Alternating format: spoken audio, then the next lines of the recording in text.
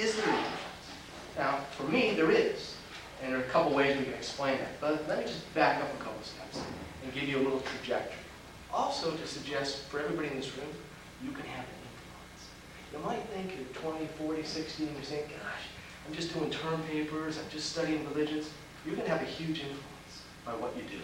Why? Because the whole field of studying new religions is blossoming, as I'm sure you can see it. It's blossoming. Why? There's so many different new religions out there. It reminds me, coming into this classroom, it kind of reminds me of when I was 20 years old. I was at Cal State. I was taking a class just like this. It was like, I think it was, back then it was called religious cults. Of course, they got rid of that now. And, right? You can't say that's not politically correct. It's not a cult. And so what happened was, in my case, the teacher, Professor Hack, he says, guys, I want you to write a term paper on a new religious movement. That's what I want you to do. And we're 20, we're naive, we don't know what's going on. So I saw these posters on Eckankar, and since I had known something about Radhasoami, had been to India and all that stuff, I said, I'll do a term paper on this group called Eckankar. I didn't know anything about it. So I started writing my term paper. I got really into it. I don't know if you ever get into this when you do research, whether it's on the internet, or you go to UCLA, or go to these great libraries. Sometimes you get obsessed. Well, nobody had ever done any research, essentially, on this group. And so what happened is, I began to discover things nobody wants you to know.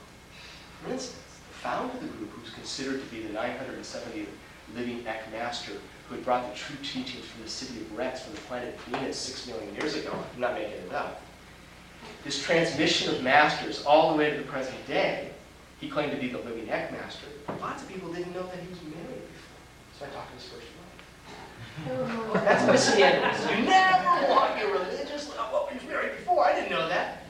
And so I talked to her, and then I talked to his brother-in-law about his various travels and all that stuff. So I thought, okay, I'm going to write my little term paper. So I'm writing this term paper, and then a lightning bolt struck. I found out that the founder of this group called Twitchell had been associated with lots of groups, from Scientology, used to be L. Ron Hubbard's press agent, to Self-Realization Fellowship, Yogananda's group, to Kirpal Singh's group, Ruhani Satsang. But he had denied it when he started this group. He basically said, no, I got the true teachings from a guru named Radhasoami, a 500-year-old Tibetan monk who lives in a hut in Tibet. Of course, nobody's ever seen him except for Paul Twitchell. And then I started to notice something else, and this is the fun stuff. This is what got me excited. Plagiarism. Now, I'm sure you're all familiar with plagiarism. Many of us have already done it, right? Oh, the Encyclopedia Britannica, that's a good source. I'll just pour it here. I'll just reword it, that's okay. Now, I'm going to open the door because it's kind of good stuff. You know, I didn't mean to say that. But, no. So, what happens is that okay? So I just open this one.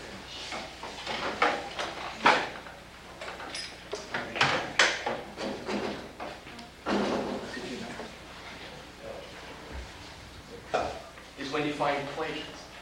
So I'm looking at Paul Twitchell's books, which are apparently divine revelations from the very highest Lord Supan.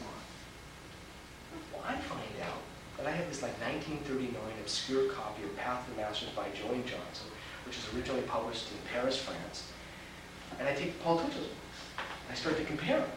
I go, oh wow, this guy copied it word by word.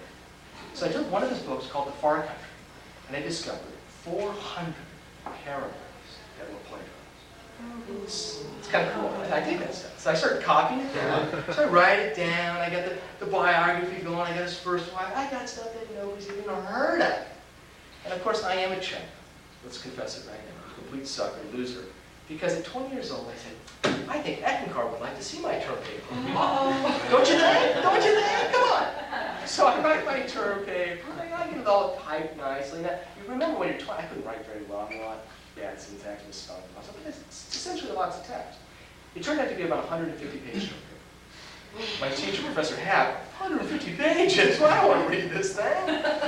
So I take the 150-page term paper. I naively send it to Eckankar, to their international headquarters, which used to be in Menlo Park. Paul Twitchell, by this time, had died. He had a successor named Darwin Gross, who was appointed by Paul Twitchell's ex-wife, and they eventually got married about 6 months later. I won't make a comment. Now, what happens is, I sent it to him. About 2 months later, my mom calls me in to love me with tears. She was dead.